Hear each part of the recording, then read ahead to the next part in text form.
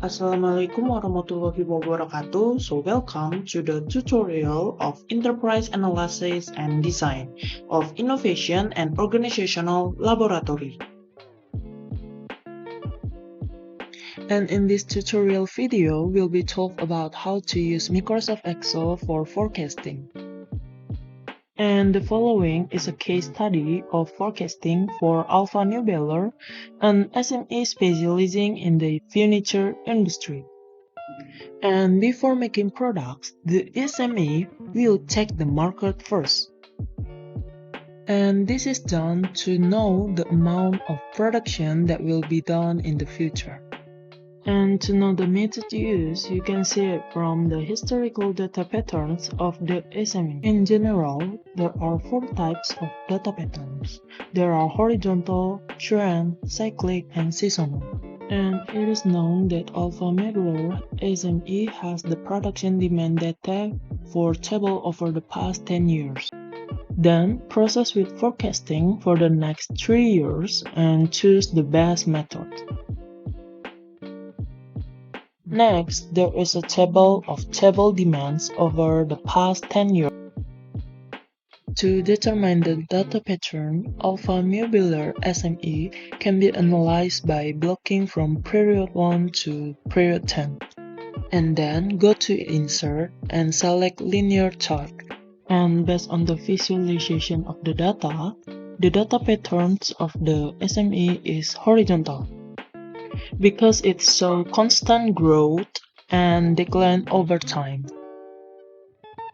So, the best forecasting method is naive, simple average, moving average, weighted moving average, single exponential smoothing, and linear regression.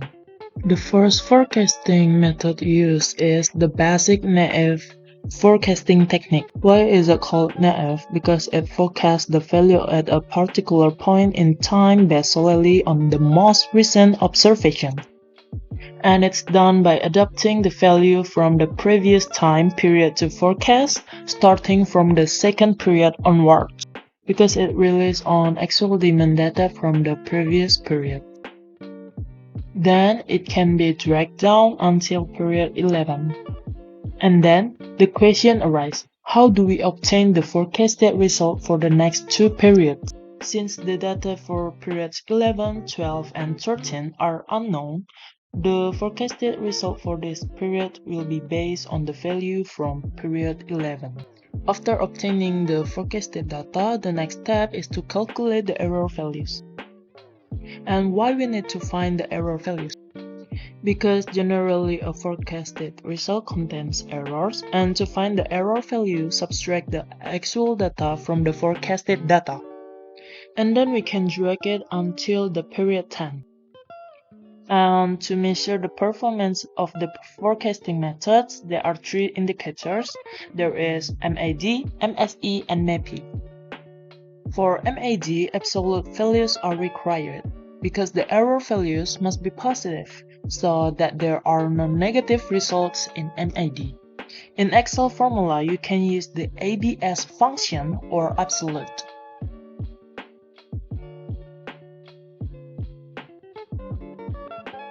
And also there is ES.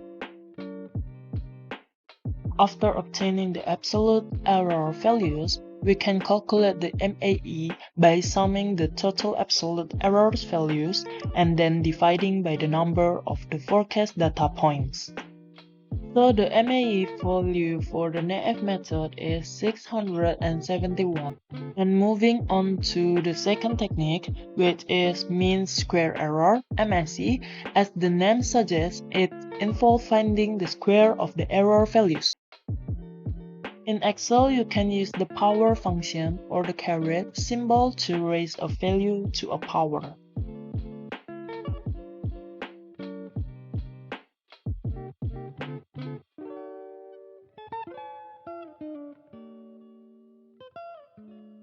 And then we calculate the average or the minimum value.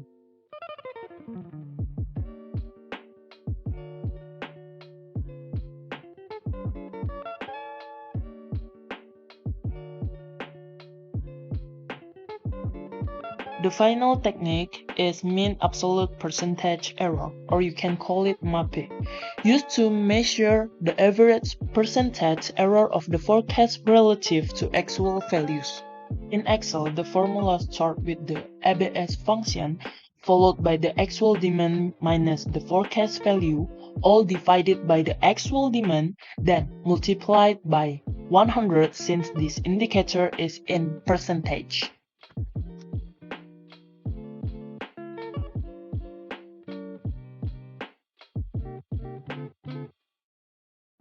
After that, count the average or the minimum.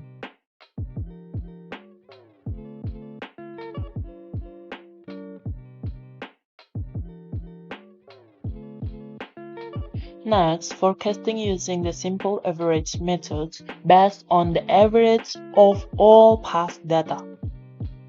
To perform forecasting, we start from period 2 of the actual data and resulting in a value of 4,999.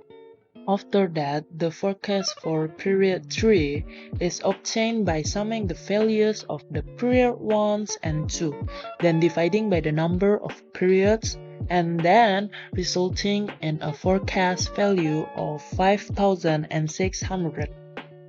Afterwards, this process is repeated for the subsequent periods.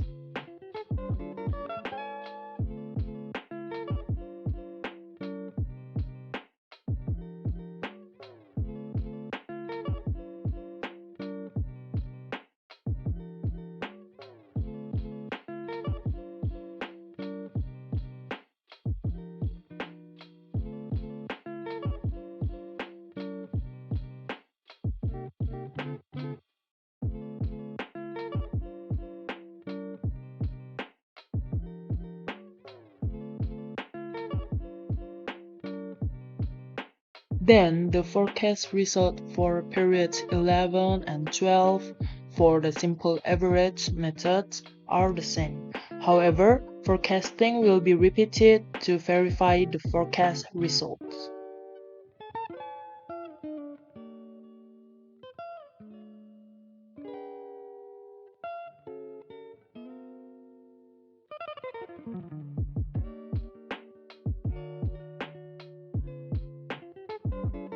Then, since the results are the same, the forecasts for period 13 can refer to period 12.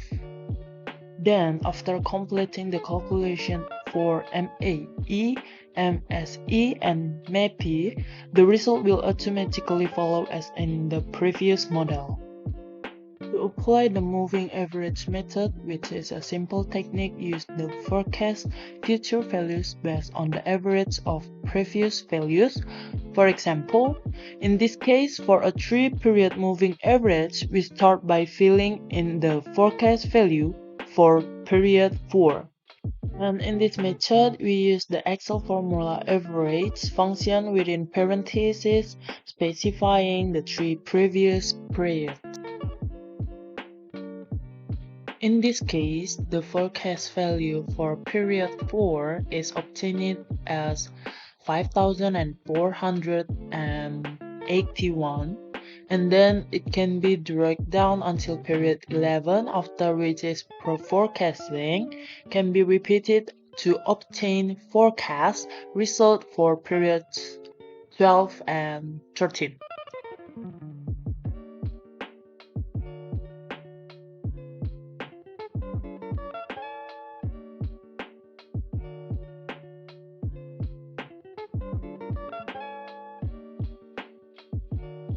And to find the error values, MAE, MSE, and MAPE, it's the same process as the previous method.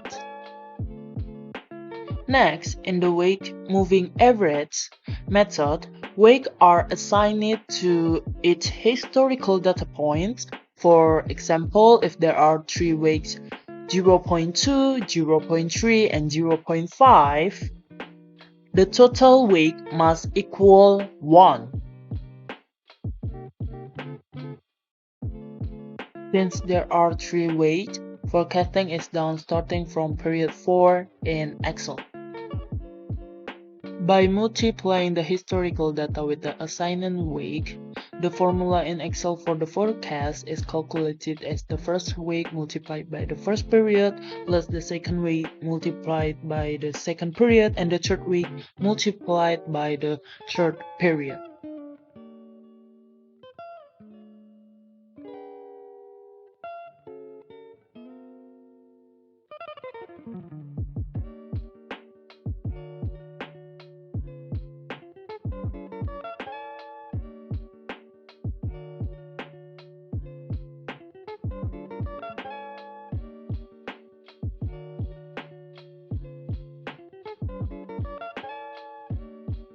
And to find the error values, MAE, MSE, and MAPE, it's the same process as the previous methods. And another method is single exponential smoothing, or we can call it SES. And for this method, it's necessary to identify the value of alpha. If the data pattern is volatile, choose alpha close to 1. And if the data pattern is relatively stable, choose alpha close to 0. So, based on the volatile data pattern in this case, you will use alpha 0.8 for calculation in Excel using the formula FT equals alpha multiplied by FT1 plus 1 minus alpha and multiplied by FT1. Next, to forecast the first period, adopt the value of the demand data for the first period. Then, to forecast the second period, use the formula mentioned earlier. After obtaining the forecasted result for period 2, you can then drag it down until the period 11. Then, for forecasting period 12 and 13, since the result will be the same, you can directly refer to the period 11. And to find the error values MAE, MSE, and MAPE, it's the same process as the previous method. The next forecasting will be using the linear regression, and this method at this point starting with entering the data and choose the data analyst when this tool is not available, and then go to the file, select option and choose add ink, click go, take the analysis tool pack, click OK, and then later the data will be available. Next, perform forecasting by clicking on the analyst data, find regression, and click OK to input the value of Y. Pull data demand from period 1 to period 10, and for the input value of X, enter period 1 until 10. For confidence, here we will keep using 95, but if you want to change it to 96 or 97, you can check the box.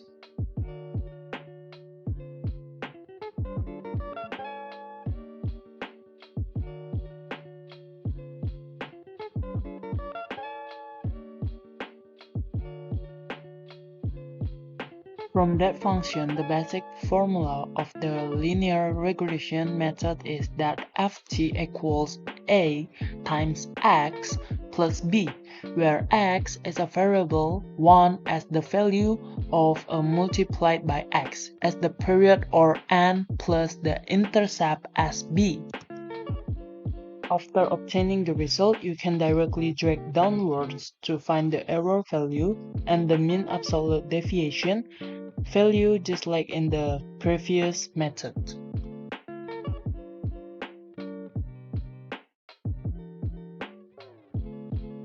Then, to determine the best methods based on the case study, you can conduct graphical analysis.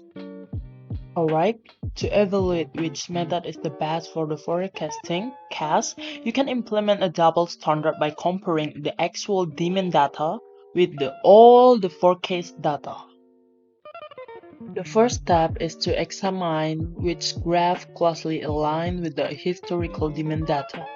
And if you can immediately identify a graph that closely matches the historical demand data, then that the method is likely the most suitable one. However, if you find more than one graph that closely matches the historical demand data, it's necessary to analyze the value of MAD, MSE, and MAPI. Which one has the smallest value of MAD, MSE, and MAPI among several forecast graphs that closely match to the data? If in the case study it's found that the pattern of the NEF and SES forecast data closely match the historical demand graph, then it's necessary to look at the smallest value of MAD, MSE, and MAPI. So, when the MAD, MSE, and MAPI values are the lowest and they match the SES method, we can conclude that the best forecasting for this case study is with the SES method. So, the case study of UMKM alpha modular is complete, but a question arises. How do we forecast when the data patterns isn't horizontal? So, here's an example if the data pattern show a trend. And you can use one method called single exponential smoothing with trend, SEST. This technique is an extension of SES. Previously, we learned that this method has two components, level and trend. Additionally, we know that the values of alpha and beta, which function as coefficients controlling how the model adapts to change in historical data for each component. So in this example, since the data pattern isn't too volatile, we set the value to alpha to 0.3, meanwhile the trend tends to increase but isn't constant, so we set beta to 0.7. Below is the mathematical formula for the SEST method. For the first period level, we can adopt it from the first demand value. Meanwhile, for the first period trend column, it's the difference between the demand value of the second period and the first period. After obtaining the values for level and trend, we can proceed to calculate the level value using the formula. It's the same as alpha times the current demand plus 1 minus alpha times previous level plus previous trend. And the trend formula is beta times current level minus previous level plus 1 minus beta times previous trend. You can drag this formula until real 3 to 10. Then, for the forecasted result using the formula YT equals LT plus K multiplied by T, where for the Excel formula it's the same as the level of the first period plus 1, and Y1, because we are using data from the one-time period before, then multiplied by the trend of the first period. So the issues arise when in period 12 there's no level and trend data available, but there are data from the two previous periods that can be used to forecast the next periods with some adjustment by utilizing the data available. Period 10 is then locked and K is changed to 2 because it utilized data from the two previous time periods. Meanwhile, for period 13, the value of K is changed to 3.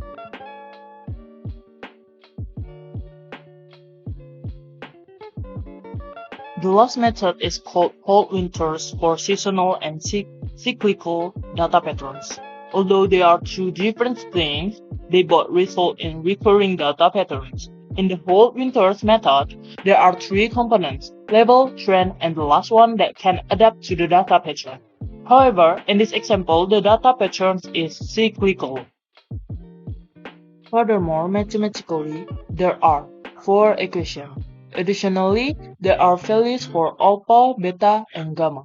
To begin forecasting, in filling the level column, we look at the recurring data pattern. For example, if the cyclical data pattern occurs every 5 periods, then we calculate its average value. Next is filling the trend column. Here we need an additional table to calculate the difference between two cycles of the pattern.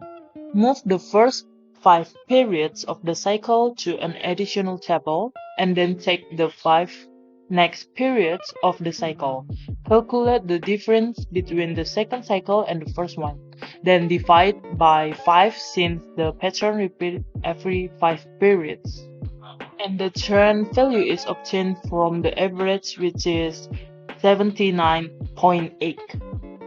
For the last component, the seasonal value is obtained by dividing the demand data of the first period by the average of the 5 periods.